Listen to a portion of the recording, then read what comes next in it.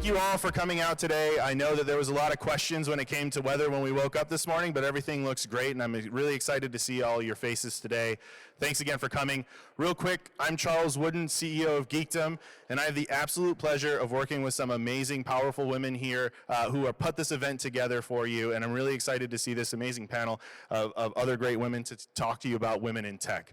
Before I do, I want to talk really quick and thank some of our sponsors for coming out. So I want to make sure to thank Hearst Lab, San Antonio Express News, Notley, Port San Antonio, and the City of San Antonio's Economic Development Department. Thank you so much for being able to sponsor this event. I want to give you a little bit of background with what Geekdom's here to do and why this event is so important. So Geekdom, founded just over 10 years ago with the idea that we wanted to give a place for startups in San Antonio. So our mission is to build San Antonio one startup at a time, and how we do that is by empowering entrepreneurs to cultivate, shape, and grow their ideas into viable businesses. But in order to do that, you need an amazing community. What I'm looking at today is an amazing community of collaborators here to discuss ideas and to figure out how to make this city better. So I thank you all for coming out, and I thank all the speakers for being here. One last thing I want to say before I introduce you to our first speaker and the moderator of this panel is I want to have a quick thanks for the Geekdom team. Geekdom team, can you raise your hand, all the ones who helped put this together? Get a round of applause for them. I have the absolute pleasure of working with some of the most amazing people on earth, so thank you all for that. This is Dr. Lisa, she is simply awesome, Burton O'Toole. She is such an amazing person. I was just going to read her bio here for you. She is the Vice President of Hearst Lab, providing investment and support for early-stage women-led startups that innovate across media, data, and technology.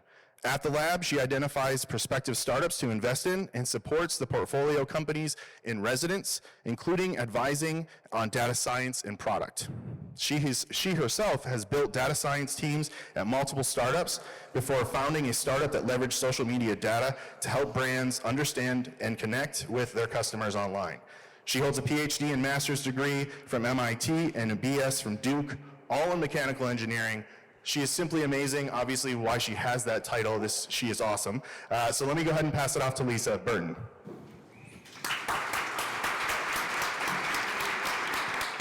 Charles, thank you so much, even though I specifically asked you to just say Lisa Burton. Went a little rogue there, we'll forgive you. Good to see everybody. As Charles said, I'm Lisa Burton with Hearst Lab. Our focus is on investing in and supporting women-led startups. We're really excited to be coming to San Antonio. So we have a pitch competition that's on June 23rd, and we're accepting applications right now until March 8th. So if I've got a colleague here in the audience, Lisa Gillespie, if you'd raise your hand. If you've got questions or want to get any more information, please talk to Lisa. So very, very excited to have you all here today. Thanks for braving our cold weather to come out. We have a very awesome panel today, but first I want to get an idea of who you guys are. So would you raise your hand if you're a founder or you're working on building a business now? Okay, a couple of those. What about if you're an operator? So you're currently working at a company, maybe a tech company. Yep, a couple of those. And what about students? I think I saw some students. Awesome. Okay, really great mix. And then what about those who just love technology and are here just to learn and be part of the conversation? Okay, awesome. Great, great. So I think a lot of us, whenever we think about building a business, it's really easy to imagine that it's a linear process. You have an idea, you start to build it, you might get funding, you continue to grow, but it's very rarely that that's the case. And what I love about our panelists today is that they've taken 3 very different paths to growing their companies, but what they have in common is that they've all done it very thoughtfully in terms of building their teams and building really great products, and in their willingness to share with what they've learned along the way. So let's just dive right in and start with some intros. So I'd love for each of you all to introduce yourself and say a little bit about your background and the company that you're currently at. And Bianca, we'll start with you. Okay. My name is Bianca Rhodes. I'm the CEO of Knight Aerospace. So by way of background, I graduated from the University of Texas in Austin. As a finance major, I wanted to be the CFO someday of a company, but I didn't know what kind of company. So I went into commercial banking. I was a banker for a number of years, had lots of different kinds of customers. That's where I fell in love with healthcare. I fell in love with manufacturing, and went to work for one of my customers as their CFO, left there, went to work for another one of my customers as their CFO, and next thing I knew, by the time I was 35 years old, I had been CFO of 2 public companies. I didn't know what I was doing, by the way, but I was just working really hard at it. And then I very successfully sold my second company and thought, by this time I had 3 kids, so I thought I would stay home and raise them. It wasn't a really good idea. I found out that I didn't like staying at home and wasn't very good at it. So I started a consulting company, consulted for a number of years while I was raising my kids. And then when they were old enough, by that time I was consulting on a full-time basis, met Knight Aerospace, thought this is a great little company. It gives me the opportunity to be an entrepreneur. And so I bought the assets of the company, became its CEO. This was about 3 years ago. And so it's a 30-year-old company. It's 30 years old this year, but we call it a 30-year-old startup because 3 years ago when I bought it, like we were starting at the very beginning. And so I've been building it for 3 years. We're out at Port San Antonio. And what we do is we build structures that go on the back of cargo aircraft to transport people and patients. And most people go, what? Like, how did you figure that out? But we transfer people and patients on the back of cargo aircraft all the time, but it's intended for cargo. And so we develop structures so that they can be transferred safely and comfortably in that setting. And so our most recent development was a biocontainment module for COVID-19 patients to be moved around and repatriated to their countries and stuff. So that's the kind of stuff that we do, and that's my background. Thank you. Thank you. Alejandra. Hi, I'm Alejandra Sartuche, and I'm CEO of Influx. Born and raised in Mexico, came here for college many, many years ago. Loved San Antonio, and I went to school for industrial engineering. Back then in 2008, I became a data nerd, but now they call us data scientists. It's a huge promotion. As an industrial engineer, all I was doing, it was a lot of quality assurance and logistics. And then I decided to pursue an MBA because I wanted to start my own business. But while doing that, I found out that I had to become a full-time student so I could get the visa. So while I was visa captive in the school, because you cannot have a full-time job and go to school at the same time, I was looking for a job on campus. Those are your only opportunities. And it happened to be that the pharmacy school was going through accreditation and they needed someone to help them with data. So I was there at the right time with the right skills and started helping them out. And then I was asking them, like, why are we doing all of this? And it's like, oh, because everything we do at the school is continuous quality improvement. I'm like, if you're looking at this data every 4 years, that's not continuous. You would give my former boss a heart attack. So I started helping them out, and I thought it was only our program. I graduated with my MBA in Information Systems and stayed there as their Director of Assessment. Big word, is just data and assessing everything. And then while I was there, I started automating a lot of the processes. I presented at a national conference and realized, wait a minute, this is not just our school, we're way ahead of the curve. Everyone needs help. And then the pharmacy schools put me in touch with nursing schools, medical schools, and it just started taking off. I became a consultant, which in academia means let's work together so that we don't have to pay each other. It's free work.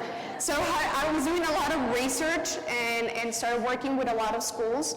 And then I got my visa, my green card by myself because the school wouldn't sponsor my visa, so I applied and got it within 7 months.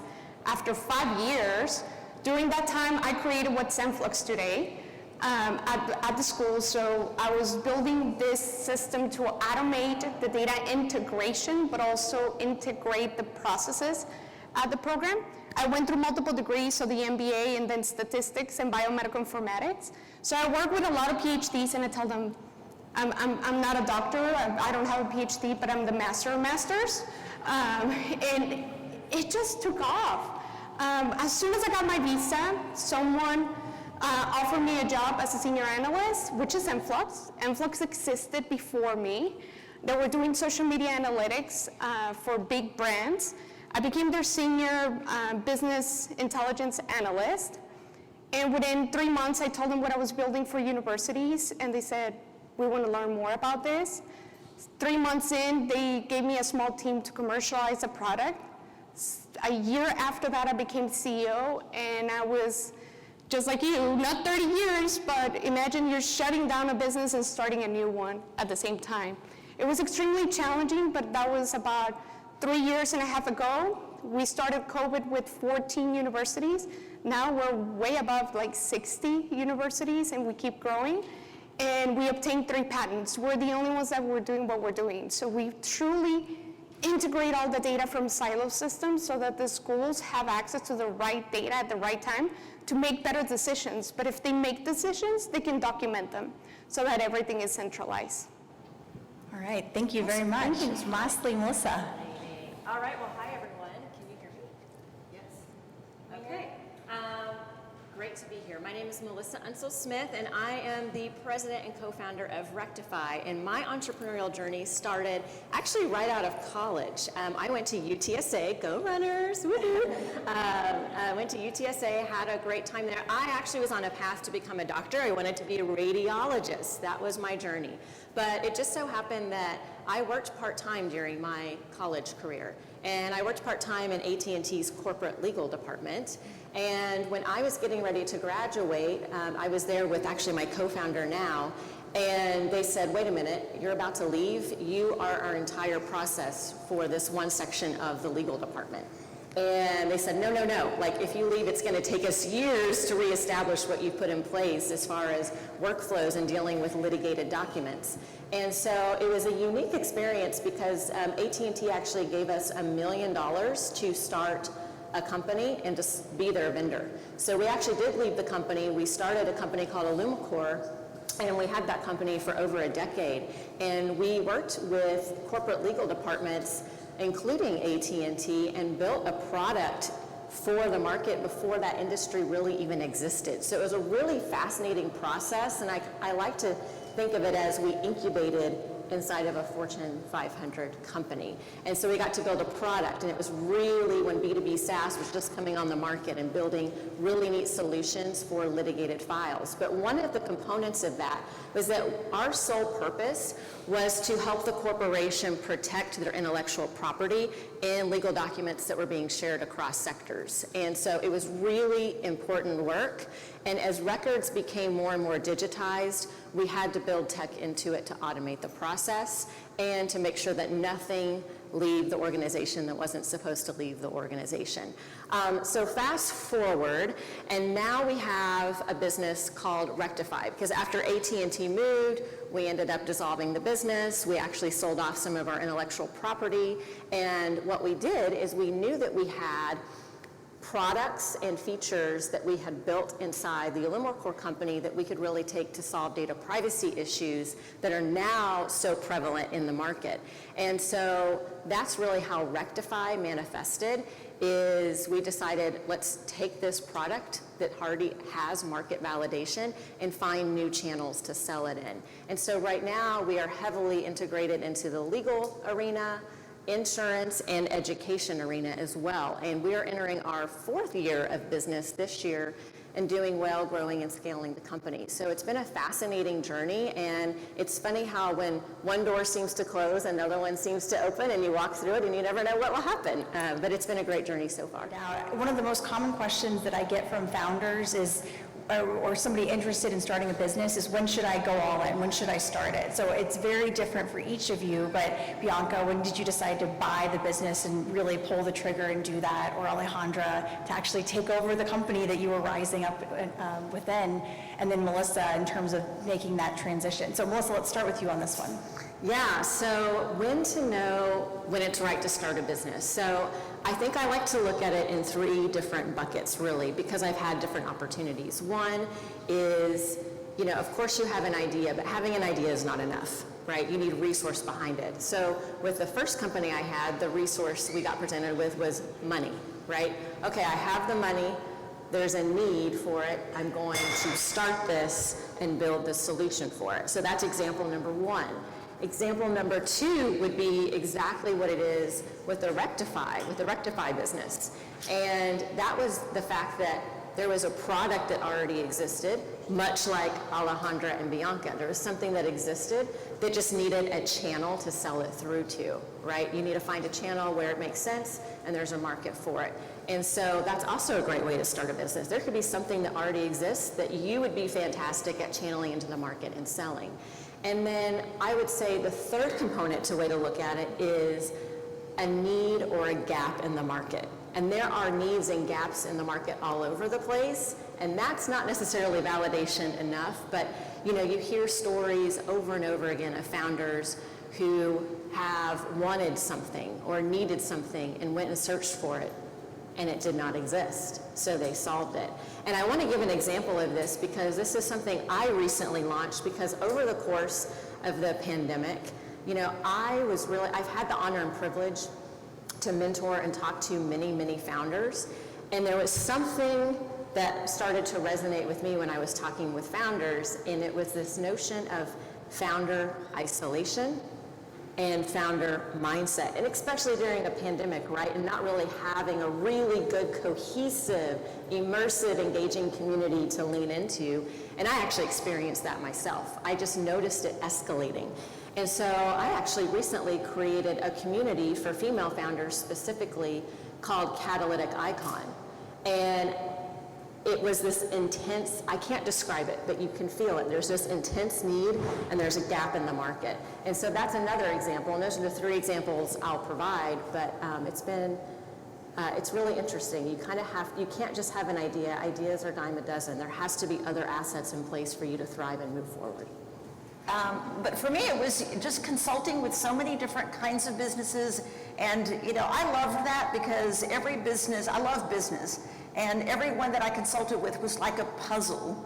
And you just had to figure out like what was missing. And you have, especially over 40 years, you have this recipe book and you know like what to do. So to find the right one, the right opportunity, because like Melissa said, absolutely true. There are a lot of inventions. There are a lot of great ideas. Execution, whole different other thing. And finding the right people who can execute and putting the right teams together. That's what separates the men from the boys. That's what separates the girls from the women. You really have to figure out, how to put that team together, because that's the secret sauce every time you're going to be successful. And so, for me, it was, I'm dying to have the idea to execute on. And when I met Knight Aerospace, what I loved about it, they had been doing VIP transport for 30 years, and they would build a big module for the Sultan of Oman. But there's only so many sultans in the world. And what I loved, and what made me fall in love with the company's concept, was that we could revolutionize how we transfer people on the back. It had been done the same way since Vietnam. And we thought, if I could be part of that, if I could have a burn patient from a German hospital being transferred to BAMC, that right now is being transferred on the back of a cargo aircraft, and I can change that so they're in a hospital room and we can save their lives, that matters to me. And so, really it's finding that great idea that you can feel so passionately about, that no matter what anybody says, no matter what obstacles come your way, you know it in your DNA, like I am totally in and I'm going to make this work.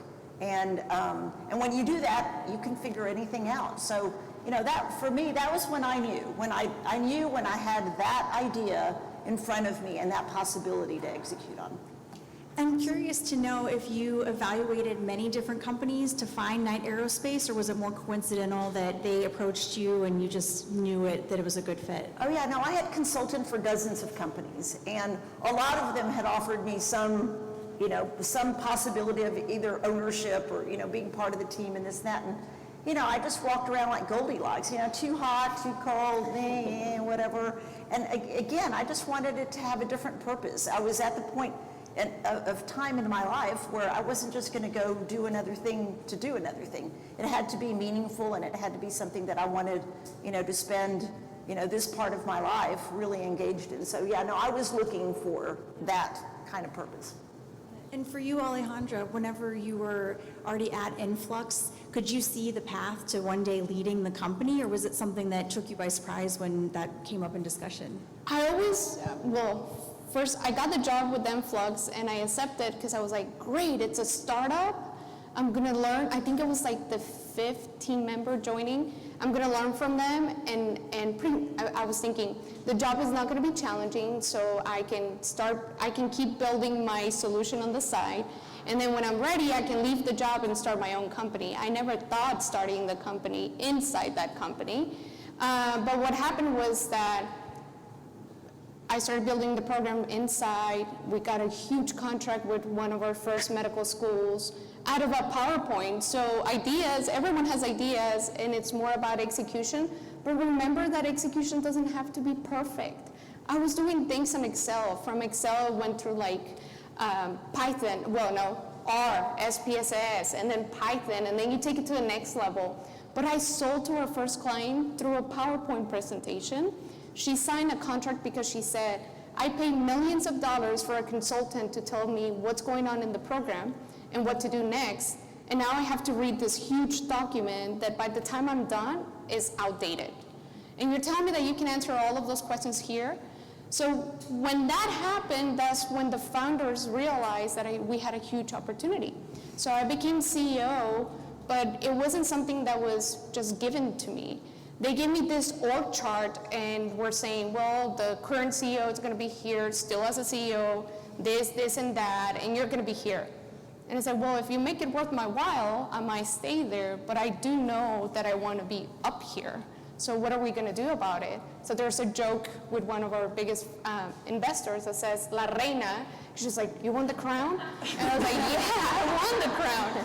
I worked so hard for this. I mean, I went through 3 masters and building this on my own and trying to figure it out. That when I had the opportunity, I didn't even doubt it. I was just like, yeah, of course I want this. I know what I want.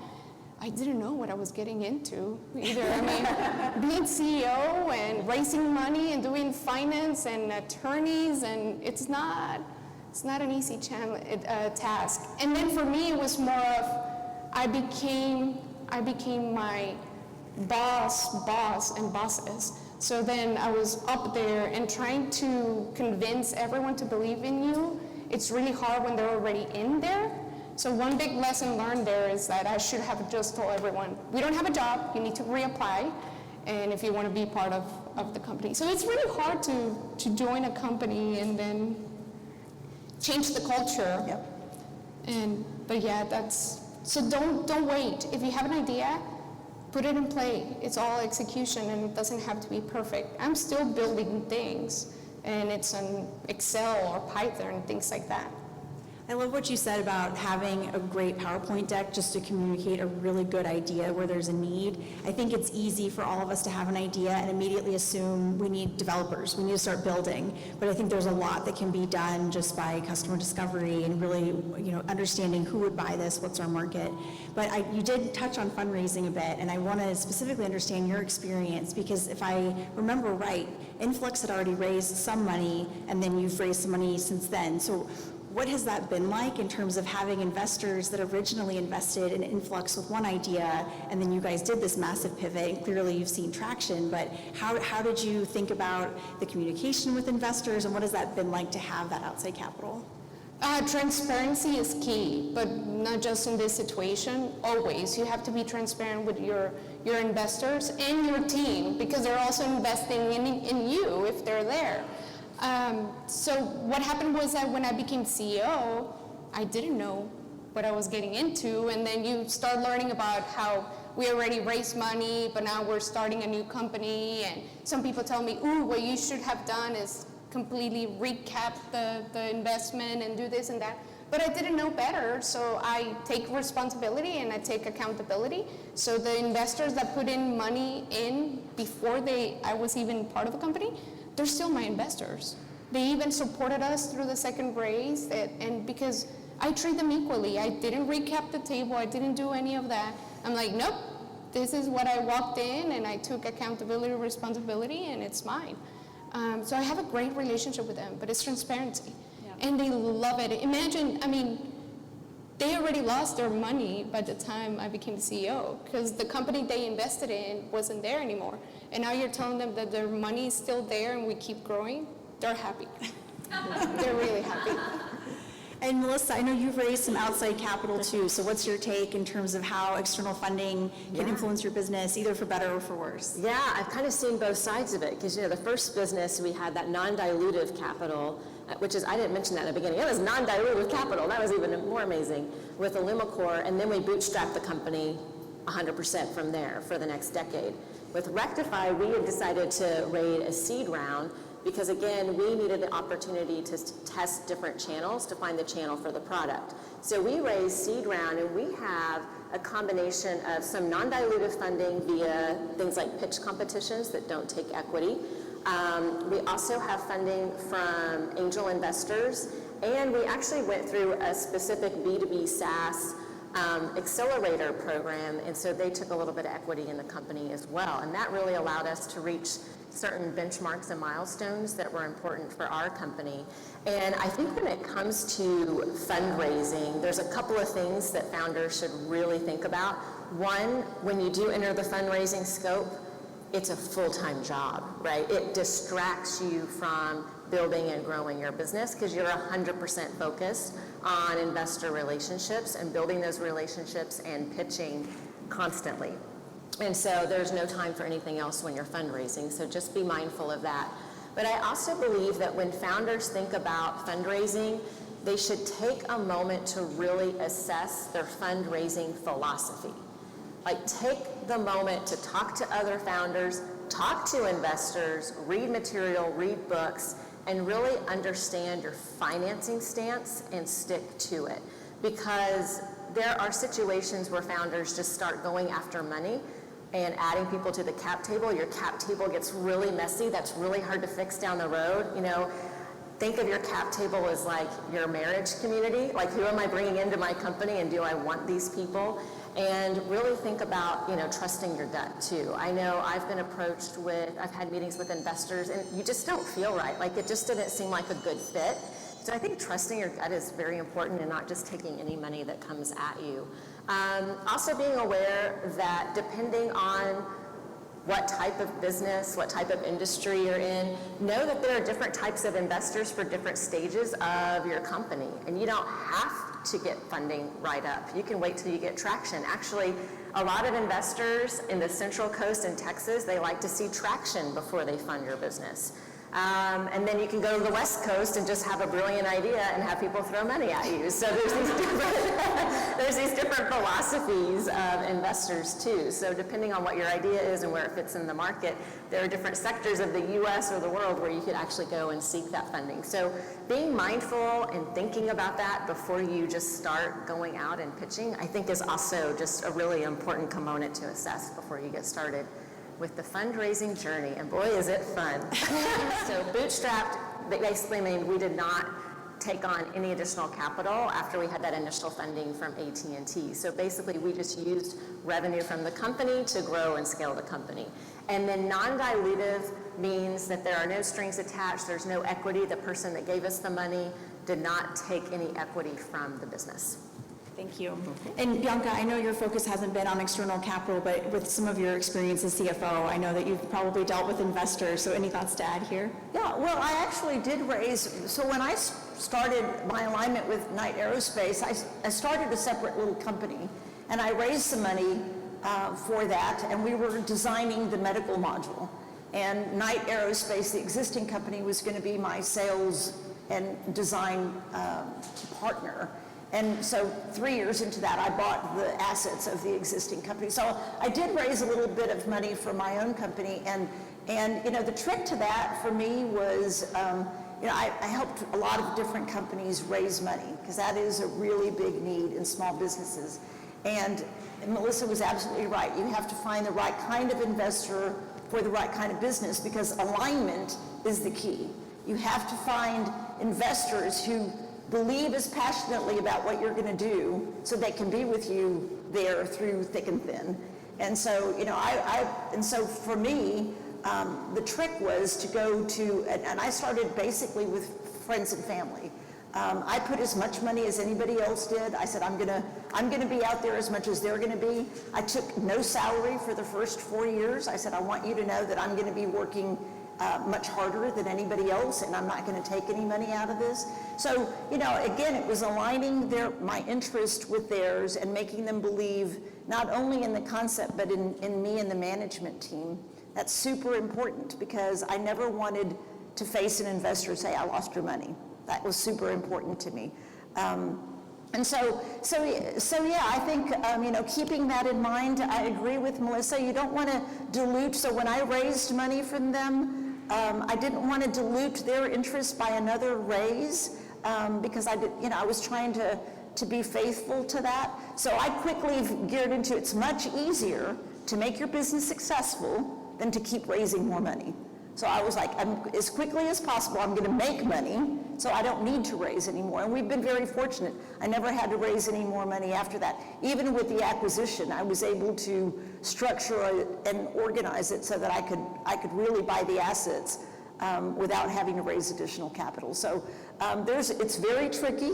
And I can tell you as a former banker too, it is very tricky. There's a fine line in raising the next. You don't want to be greedy. You want to have enough money to make sure that the business is going to succeed, but you want to be faithful to those original investors and balance that very well. And I think that at the end of the day, the big trick is alignment. Just making sure that whoever owns your company with you sees it like you do.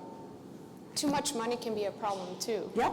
Yeah, I love put it to work. Exactly. Well, and I think that when you're limited in resources and you see a new cool app that can help you with marketing, if you don't have money, you double think about it and think it again. If you have money, you're just going to keep buying and keep buying stuff. So you're not going to be optimizing how you're using your resources. That's a great point.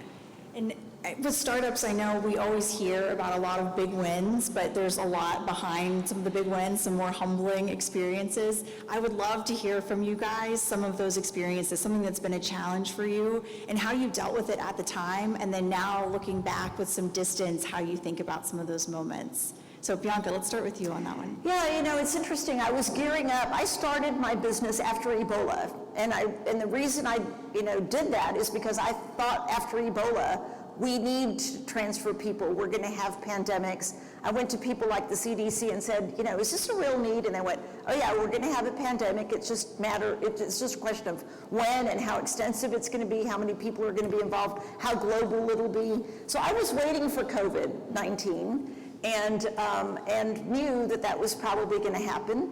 It's very risky after Ebola when year after year happens and nothing did happen. But COVID-19 also hurt my business. We had several deals that were pending that we were getting ready to close, and all of a sudden the world changed. And that was very frightening to me. I actually had somebody in the Middle East negotiating a very big transaction for us when COVID hit and they shut down the country. And it took us like 2 weeks to get him back in the United States because flights were shut down. It was a mess. And that was a really scary deal for me because now I'm responsible for somebody's husband and father and trying to get him back in the country. And my deal just went away. My deal that was about to close went away. So it was like, oh boy, what? And so, again, you're going to have so many moments like that when you own a small business, or you just go, okay, but you got to go back in, look really deep inside and go, but this is COVID. This is what I was waiting for. So I've got to leverage this opportunity and just shift gears and focus on the positive side and the opportunity that it presented. So yeah, I think that's probably one of the most frightening things that I experienced. Alejandra, what's yours? Retiring the founders. That was one of the most difficult things because then you have to tell someone, guess what, you had a baby and your baby's ugly and it's dying. And there's a new baby in the block. And I don't know what your role is now. And I think one of the things that I could have done better was breaking those relationships right away. And my case is totally different, and I think it only happens 1 in a million. But in your case, if you're starting a new company, you have to make sure that you're partnering with the right people. And if you're the CEO and you're picking a COO or a CFO or a developer and you're sharing shares, equity there, you need to make sure you have the right paperwork in place and the right agreement, meaning if they're not part of the picture, if they're not part of the company, they shouldn't have a piece of the company if they're not contributing. So that was one of the biggest challenges, trying to tell someone, hey, yeah, we're a family, there's a baby in the picture, but it's not your baby. So what's your role in here? And it's really hard. I mean, we're human beings. There's a lot of emotions around that. So that was one of my biggest challenges. And I've heard that from a lot of founders in terms of being decisive and making that decision more quickly. They wish they would have done that more in early days. So especially around hiring, early hires are so important. When you're a team of 3 and you bring on one more person, it makes a big difference. So if that person is right, things can click and really start running. And if it's not, it can go the other direction. So listening to your gut, knowing when it's not a fit, and trying to deal with it sooner rather than later. Melissa, what about you? Yes, so I can share an unshiny moment. By the way, I have lots of them, so you can catch me after, I can tell you more. Tons of little mishaps along the way. The one I'd like to share has to do with a client and a customer, or potential client and customer. We actually did a pitch competition in Austin, and we won the pitch competition, and it was a Fortune 100 company that was hosting the pitch. And it wasn't a part of the prize package, but after the pitch, they invited us to onboard them as a customer. And this was in our first 18 months of being in business, and we were like, yes, this is amazing, Fortune 100 company, here we come. And then it ended up being a disaster. So here's what happened. Here's what happened. So what we did is they were really enthusiastic about our product and wanted our services and wanted us to onboard them as a client. We spent about 90 days or so an entire quarter, which in startup world, that's a very long time. In the corporate world, that's like a blip on the radar, right? But for 90 days, we spent about 70% of our time working on onboarding this client. And there were lots of moments as we were continuing down this road of being uncomfortable. Like, I just had this uncomfortable feeling because what was happening was we were having to make modifications, one, to our business model and our business workflow methodologies behind the scenes, and we were having to add a couple of features to our product for this particular client. So it was like we were trying to fit to them instead of them plugging into us and what we built.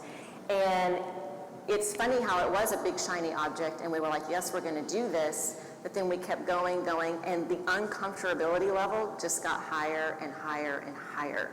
And that's when me and my team had to say, wait a moment, let's take a breath. We're all starting to feel so uncomfortable about spending so much time modifying our business, and we made the hard decision to fire this potential client. Say, we can't do this. We can't change our business model to fit your needs. And that was so hard. Could you imagine leaving a ton of money on the table and doing that? But the moral of the story is know when to say no. Don't chase those shiny objects.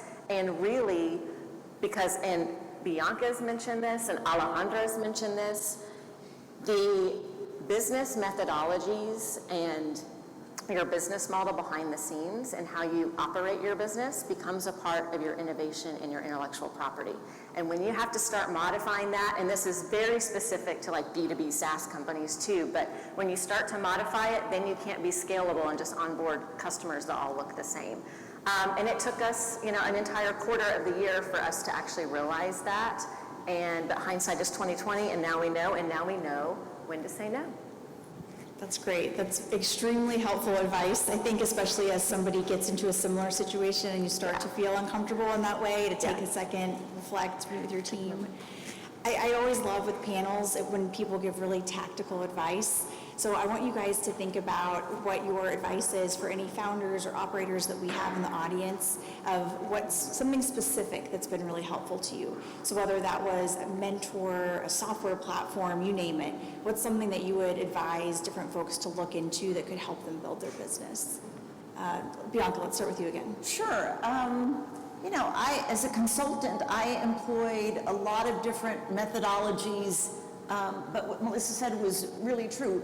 Find one that works for you and be disciplined with that. So for my company that I run today, I use EOS, the Entrepreneurial Operating System. I think y'all have heard of that. It's based on a book by Gino Wickman. There's thousands of companies in the US that use it. It's a great discipline and platform for small businesses to run their companies by.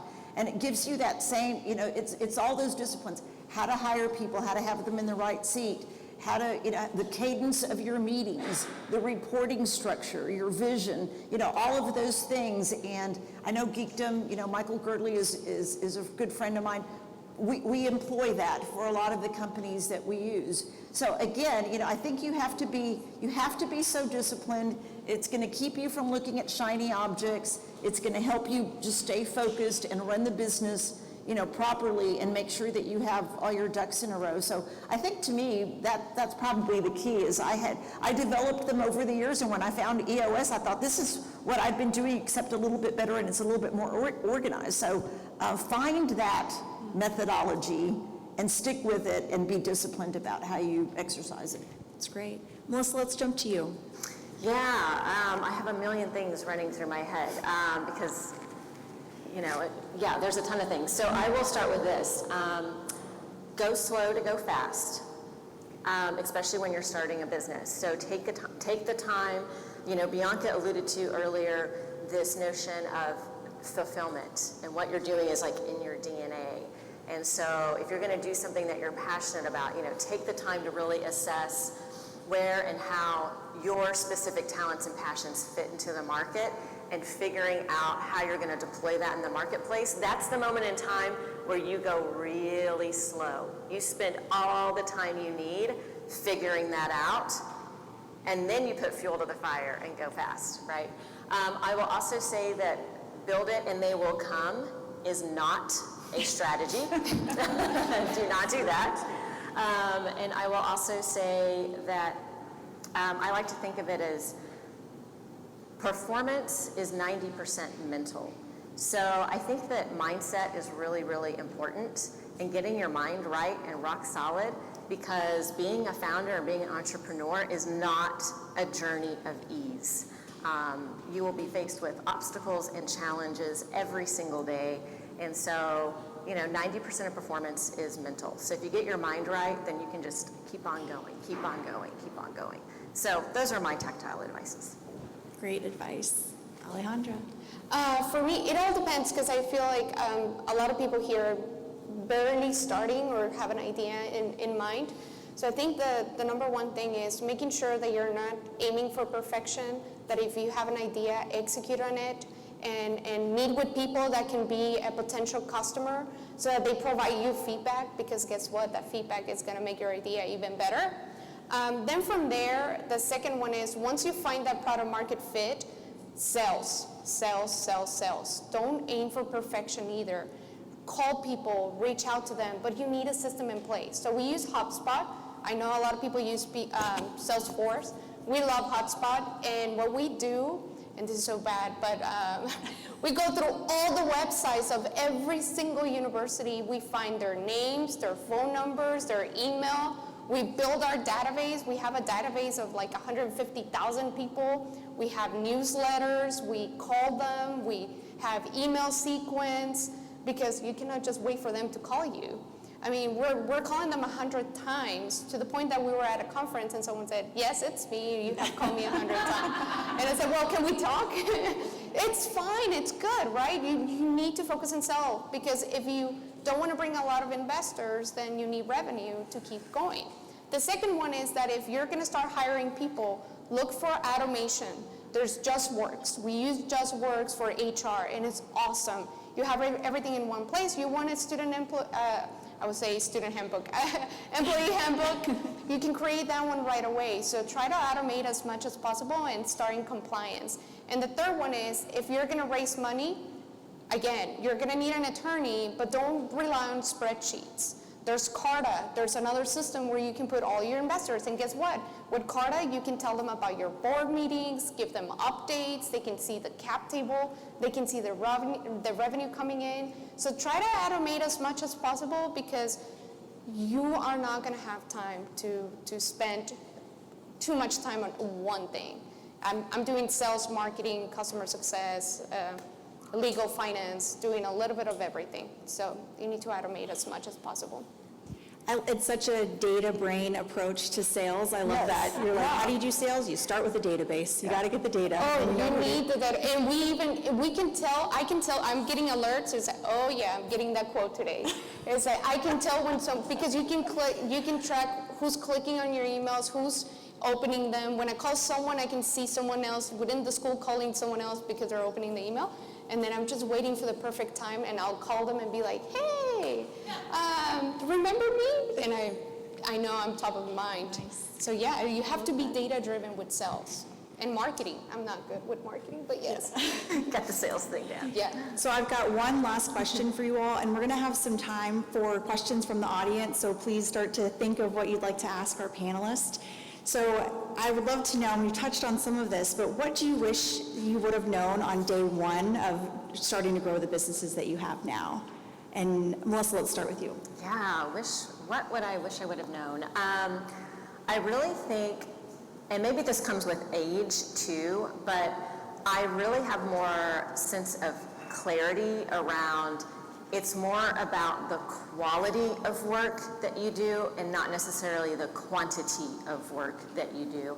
And that also kind of relates to like the systems behind your process and business model. So, you know, for example, you and I can have the exact same goal, but we're going to have different systems that we're going to put in place to try to meet that goal. And based on our systems, one of us is going to succeed and meet our goal or surpass our goal. And I think when you really think about it, it's like I really have this deeper understanding of it's the quality of work I'm putting in. And let me give you an example. Like I like to think of it as zone of mastery. Like we are all innately good at stuff. Like it just comes naturally. You're in flow when you're doing it. It's like easy. By the way, when you know your zone of mastery like that, you need to be operating in that zone probably I put a benchmark for myself, 60% of my time in that zone. And if something's not in my zone of mastery, I'm only gonna spend a teeny amount of time on it, like Carta, bookkeeping, all those lovely things, or you need to automate it, delegate it, or hire it out, right? So now I just have a clear understanding of that, especially with the Rectify business, which is really illuminating. And then I would also say, because this has not come up yet on the panel, and I also think that when I first had the opportunity to be an entrepreneur, that was in the early 2000s. It was so long ago, but there was not a community of entrepreneurs. And there was, but it wasn't dense, and we were all decentralized. Like we weren't talking to each other. There was no geekdom. And so I really want to also hone in on this idea of community and mitigating founder isolation, because I've seen it so much, especially during my conversations with founders during the pandemic.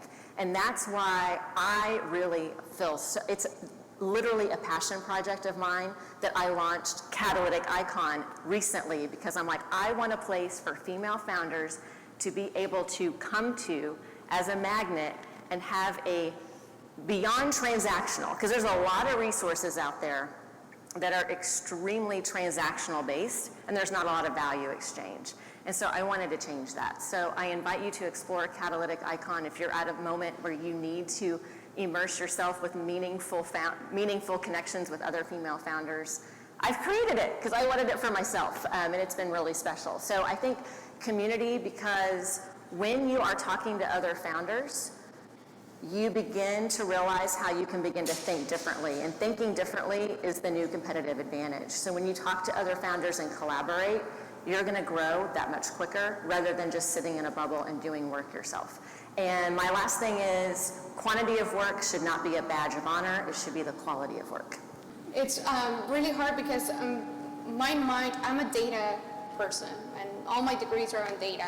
So for me, I think I spend too much time building the product and focusing on the solution but not the problem. And I wish I knew more about marketing in the beginning of how to deliver the message, because I was great at presentations, but I tended to focus too much on the solution and not the problem.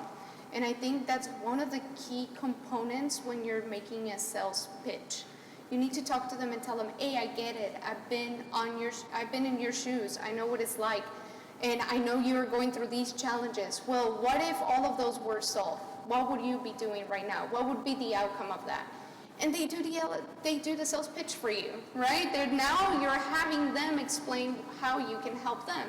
I wish I knew more about that. Also, I wish I knew more about sales on how to have the database and call people and send emails and do webinars. And sometimes they'll put me on a webinar and say, now you're going to talk about competency-based education. I'm like, wait, I don't know anything about it. And it's like, no, but you can do research. You have a month. And then I became the expert on competency-based education. So don't be afraid to do more and more for engaging customers, because I keep iterating this. Sales is the most important thing. You can have an amazing, amazing product, but if you don't have revenue, you're not going to be able to make payroll, and you're not going to be able to keep the lights on. So I think I wish I knew more about sales and marketing. Although I come from an entrepreneurial family, I was surprised to find out, I had a self-reflection, that I was focusing too much on the technology and the solution than approaching people and selling the product. I think it's easy to assume technology is the hardest part, but especially if that's your area of expertise, that's the part you know how to do, right? So then it's more about the sales and marketing. And then Bianca, what do you wish you would have known on day one? Yeah, so my sales team would love Alejandro, because they're always telling me sales is the most important thing. And we're always having that debate, which comes first, the employee or the customer. And I will tell you that for me, probably the thing that I wish I had learned earlier, because throughout my career, especially as a consultant, I just went in and worked with whatever they had, whoever the employees were or whatever. So when I stepped into this role, and I've been growing my company by a bunch of employees every time, I've tripled the number of employees, and so to me it was really finding the right culture. Like, I had to get really connected with what did I want the culture of my company to look like. And I spent a lot of time thinking through that, praying through that, to be totally honest with you. And I knew that life is just too short. I wanted to enjoy what I was doing every day, because I really didn't have to do it. So it had to be fun. It had to be a place that I wanted to go to. It had to be a place that, when I got in the car every morning, I couldn't wait to get there. And so I had to figure out what that vision looked like and how I was going to make that happen. And then, so as we talked earlier, hiring the right people, it is absolutely key. And you have to have a methodology. You can't just go, well, I really liked them and they seem to be, the resume looks right. Like, it has to be much more scientific. I love data-driven decisions. So we use a lot of tools to make sure, and we go through, people laugh when they come to interview at my company, because we put them through the ringer. We have all these little tests. Like, some of them are hysterical little tests, but let me tell you, if you're not nice to my receptionist, you're not going to work at Knight Aerospace. And we just have all of these things, these little traps everywhere, to make sure that the people we're going to bring on are going to fit with us, because there is nothing more debilitating than driving home and thinking about that person that's draining all your energy because they're not doing their job, because they don't fit, or whatever. Life is too short. Like you said, you need to cull the herd, get rid of those people that are taking away from you and that are not adding to your business.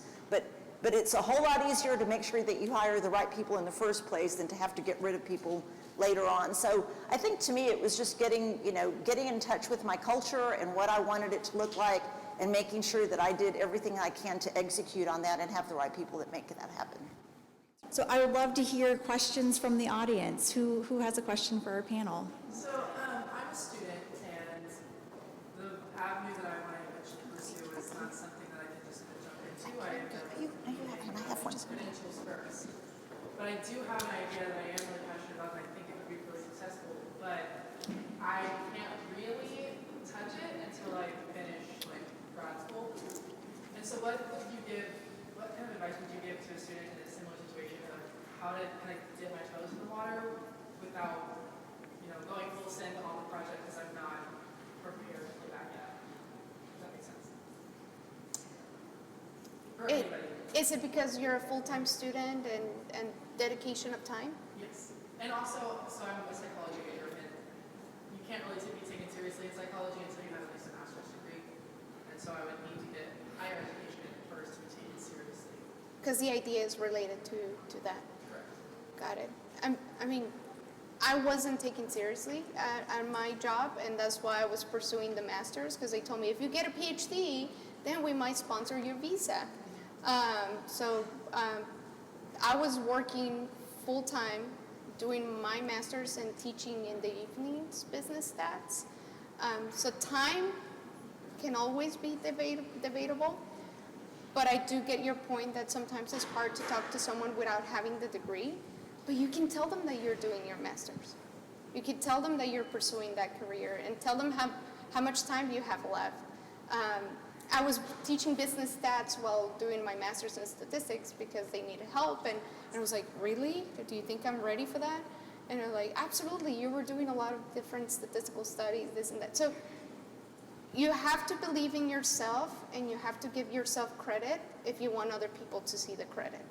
But the confidence speaks louder than any degree. Nobody's gonna ask you, tell me your degree, let me see it. It's how you walk, how you talk, how you present. And if you talk with confidence, they used to call me Dr. Certucci. I'm not even a doctor. But I guess I just walked in and I would tell them, this is what's wrong, this is what we have to work on, and this is, so it's all about confidence. Don't be scared of that. Don't let that distract you or stopping you from pursuing that. I would add to that, if I were in your shoes, there's always stuff that you can be doing that doesn't take as much time. So I would focus on the non-project oriented things about your business. I'd go out and vet my concept. I'd talk to people and, really do that. I'd read a lot of business books. I'm a big believer in written business books. I read one every month.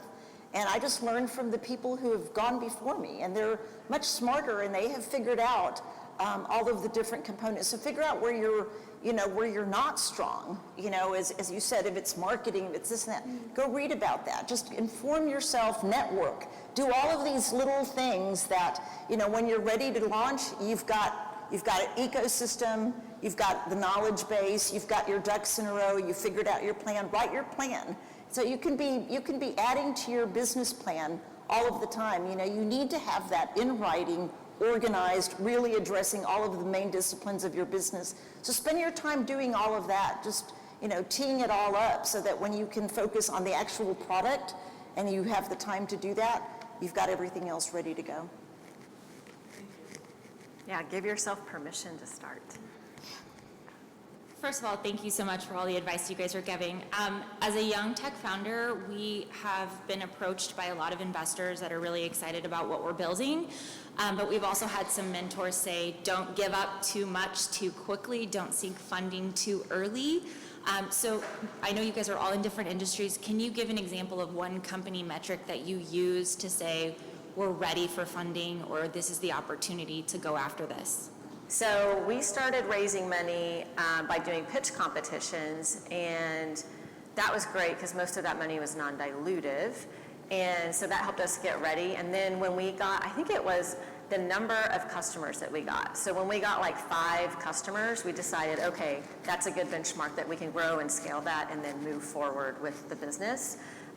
So not knowing what industry or sector you're in or how long your sales cycle is, I think it depends on your business model too, because if you have a really long sales cycle, you're gonna need more money to fund the process for that. If your sales cycle is 30 to 60 days, you don't need as much money, so I would say go out and get 20 customers and then, you go get the funding.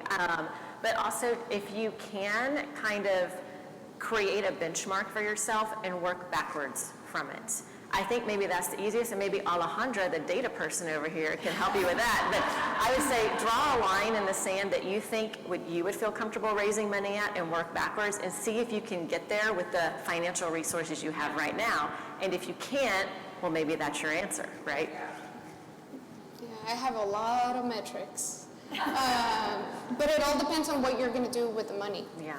If it's going to boost revenue, then you need to, it's not about giving a piece of your company. You're giving it for a reason, right?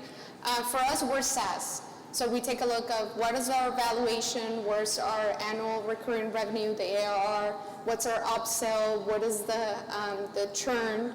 So we have a lot of the SaaS metrics, but at the end of the day, like right now I have an opportunity for something I built over the Christmas break, It's like, okay, if I had $1 million, this is what I could do. And that's where you present to the investors and say, if I had $1 million to build this, which by the way, the blueprint is ready to go, this is who I can sell it to and by when and this and that. So can I bootstrap it? Absolutely.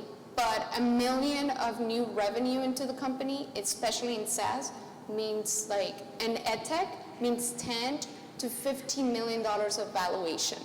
So then are you going to stop because you don't want to give a piece of your company, or are you going to pursue that? And then the cake is bigger and you still have a good piece of the cake. So it depends. Trade-offs. Another question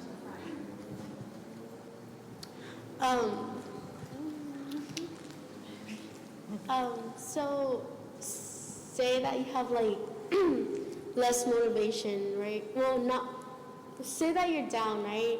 What do you do like to get that motivation to keep you running? That's a great question. I'm not sure that I understood the. If you're feeling down, what do you do to feel better, to stay motivated? Yeah, so you're gonna have some difficult moments when you're a small business owner and stuff. So you know, I write the list of my blessings all the time. I'm focused on all the stuff that's going right. And you know, as Melissa or maybe Alejandra said, when one door closes, another one opens. You have to keep looking for what is that, and you know, just realize how blessed you are, and with the opportunities that you've been given. And you just have to focus on the positives. You have to focus on what this is going to give to your customers, to your community, to your family. You know, I tell my employees all the time, the reason we come to work is to take care of our families. And so I want everybody to be proud of that and to be focused on that. We're going to be successful because we want our employees to be successful to take care of their families. So you have to keep thinking about all of that. You know, go deep and go, why am I really doing this? This is going to be super important. It's going to change lives. It's going to change the lives of my employees. It's going to change patients' lives, customer lives, you know, whatever. And you got to stay focused on that. You got to keep yourself positively focused on the good. Yeah, and for me, I always, I have a phrase I tell myself all the time, and I say, pressure is a privilege. Pressure is a privilege. So being a founder it gives you freedom and choice, right? But there's obstacles and there's challenges every single day.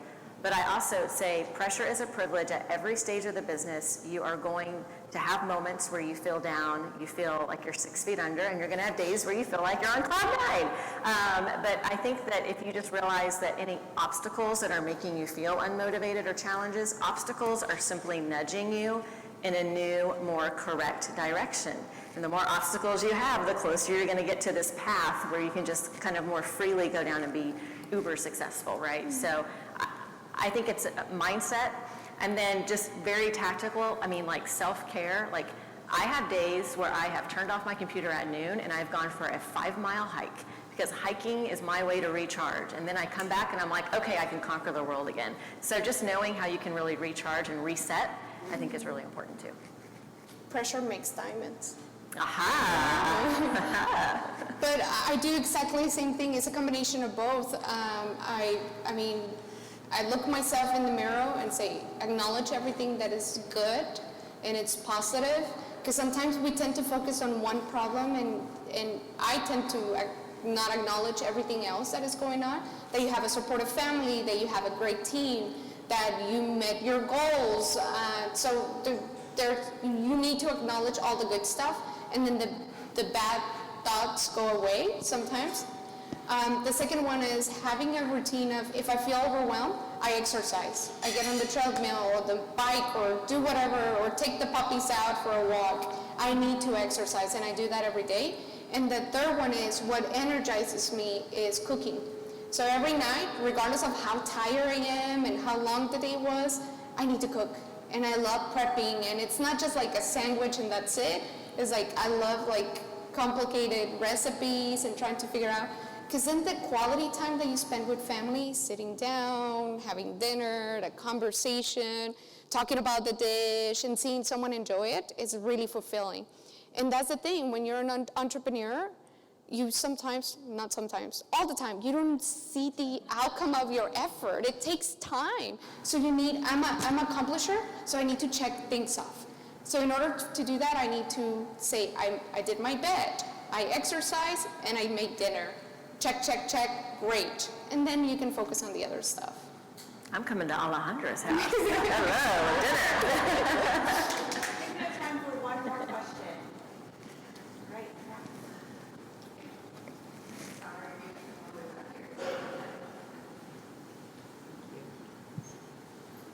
Thank you very much for all of the information and great words of inspiration that you've been giving us. But as a woman in tech in general, do you see the doors opening in technology, and how can we continue as females to just take over the world, basically? Yeah, I think there's a ton of opportunity. The way I picture it as a woman in tech, I just go, just keep going. And when you keep going, there will be others behind you that go, and the path gets bigger and wider, and you just keep going. I would love to see more women investors. We're starting to see that. We have more, I think there's 11, well, I don't have these metrics. I will not say the metrics because I'm not the investor in the room that would have these metrics, but there are more women investors now, but still only 2% of women are getting funding. So the women aren't investing in the women. So I think women supporting women is important, but also just keep going and don't put yourself in a bucket of women in tech even necessarily. Just go, just keep going. Path, someone will follow you, the path will get bigger, and let's just all keep walking forward, right? That's how I picture it. I have met a lot of women in tech, and when I think about technology companies, the first thing that comes into mind is all the women that I have met. As a matter of fact, my business intelligence team, I think now there's 6 or 7, it keeps growing, they're all women. And that wasn't my choice. The team is the one that picks the team members. It just happened. So there's something going on out there. I see more and more women in data science and statistics and business intelligence, and it's amazing to see that. So if you see that, how do you support them? And how are you there to provide them with guidance? And I think we all have that responsibility, regardless of where we are in our business stage or life. We're here to help each other. Yeah, I would add that, it took men a while to figure out that women are super important here. But they have. That's the good news. And, it's going back to my comments about hiring right. The diversity of thought is super important, and everybody's realizing that right now. And when you hire, you don't want to just hire yourself, trust me. Working with yourself all day gets exhausting. You really want to hire that diversity of thought. I have people that coach me all the time on who's the next person that I need on my team to round it out and make sure that I have all of the right thinking represented at the table. And so I think people are finding that out. So I think the opportunities for women are explosive, and especially in technology. And I think, one of the takeaways is some of that has happened because we have opened the eyes and the doors for young women, women in school, teaching them about different careers, STEM education, all of that kind of stuff really comes into play for boys and for girls, but it's taken a while for girls to move out of the paradigm shift of just those few jobs that they thought they could have. And we just have to keep doing that, because the more we do that, all of our workplaces are going to be better. They're all going to be better. And as a society and as a community, we're going to have explosive inventions and products and businesses, and it's going to be as a result of all of the opportunities that we're seeing right now. So absolutely great opportunities for women. Go out there and get them. Oh, that's such a good last note to end on, and thank you guys for being some of those women in technology that are such a great role model for those coming behind you and building great businesses. So Melissa, Alejandra, Bianca, thank you guys so much, and thanks everybody for coming today. Let's give them a hand.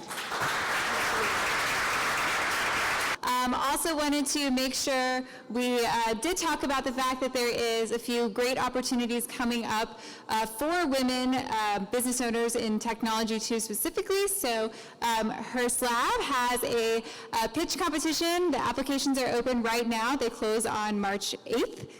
Got that right? Yeah. So please take a look at that. It's a huge opportunity to get funding and support through their accelerator. And then also at Geekdom, we have a women's focused startup weekend coming up in March 25th through 27th. So it's a weekend-long program where you kind of start off with an idea Friday night, break into teams, work on that business idea over the weekend with mentors and folks from our community, pitch it on Sunday night. It's super fun. So if you're interested in starting a business, meeting more people in this ecosystem here in this community, please join us there. And yeah, if you have any more questions, just find one of the Geekdom staff and we'll be happy to help you out. Thanks again for coming.